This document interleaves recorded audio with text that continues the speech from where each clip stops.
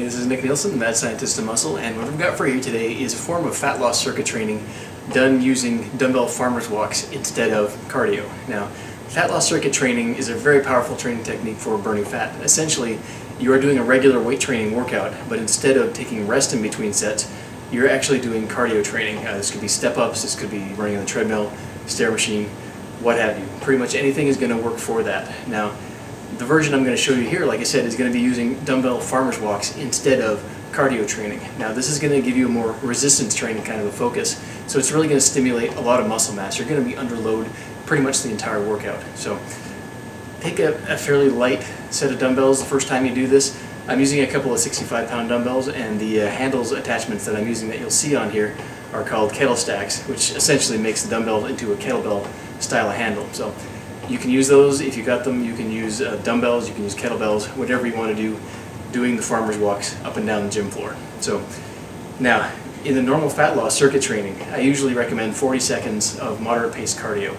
In this case, rather than use a timer, I'm actually going to do 3 circuits up and down my basement gym floor here. So that way I don't have to set timers, I don't have to watch the stopwatch. So if that was something that kind of held you back from doing this style of training, this is a great option for you. You can do dumbbell farmer's walks and set a certain distance and then just keep to that distance every time. Make sure that you get that distance between everyone, even if you have to set the dumbbells down in between your finishing of the set distance.